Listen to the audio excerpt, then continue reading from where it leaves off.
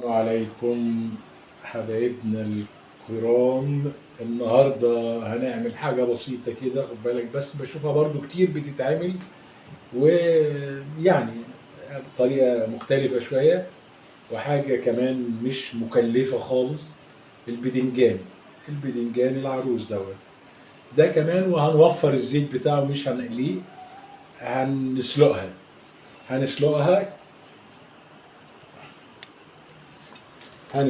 حطينا البدنجان كده، وهننزل عليه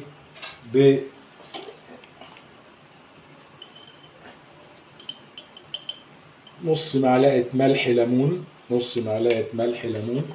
ده عشان يحافظ عليه، وكمان بيخليه يطلع محمر من جوه، حاجة جميلة قوي يعني. ومعلقة سكر، معلقة ملح، دي معلقة ملح،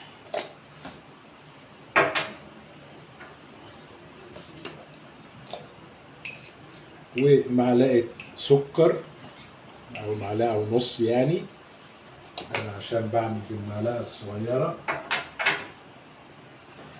وهننزل بحبة كمون صغيرين كده عليها، ونسيبها تستوي مع حبة بابريكا برضو صغننين عشان يحمر لنا اللون. يعني نظام ايه يعني، تظبيط شغل يعني. بابريكا عشان تخلي اللون يبقى احمر شوية. وحطينا المكونات بتاعتنا بالشكل ده كده. هنغطي عليها شوية ونسيب الباذنجان بتاعنا يستوي، ولما يستوي نطلعه، نجهز الخلطة بتاعته ونحشي. وقبل ما البدنجان يستوي بنجهز له الخلطة بتاعته عبارة عن فلفل أحمر وتوم مهروسين كويس جدا، يعني مضروبين كويس جدا مع بعض. هنديهم حاجة بسيطة قوي. بصوا يعني بيقولوا عليه داش، ده بص بين الصوابع كده، بين الصوابع قرفة. وبنديها كمان نعناع برضو نفس الحكاية، حاجات بس تدي الرائحة والطعم.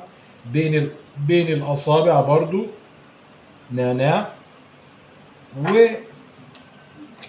وحبة كمون حوالي نص معلقة صغنونة زي دي كده،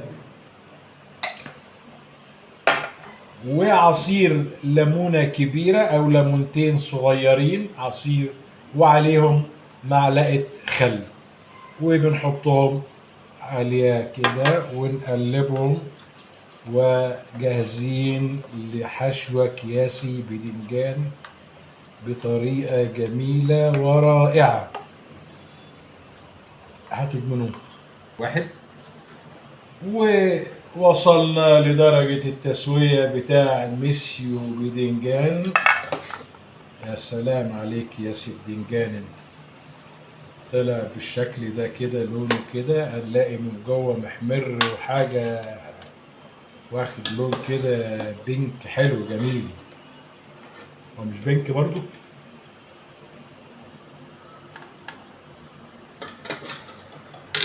ده كده وصلنا لشكل البدنجان، ما شاء الله طالع جميل كده وابيض ما اسمرش مننا، علشان الملح الليموني اللي حطيناه والحاجه بتاعتنا اللي حطيناها. هنحشيه بقى بالخلطه الجباره بتاعتنا، ونشيله اهو بالشكل ده كده، وهنحط في الطبق بتاعنا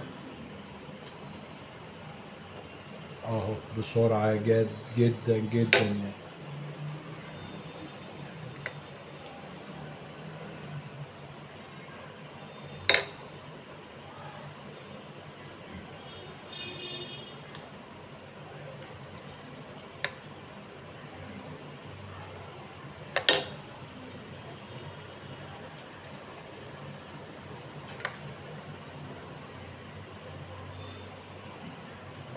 الحشوة بتاعتنا بالشكل الجميل ده كده.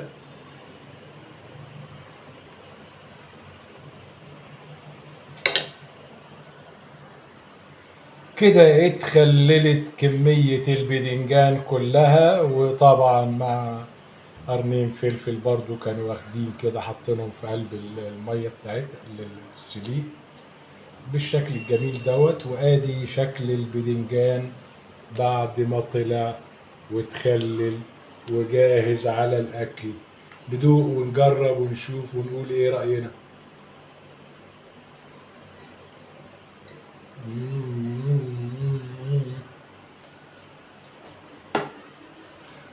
لا نقول باي باي عشان انا هعيش بقى معاه واقعد اكل بقى حاجه. باي باي.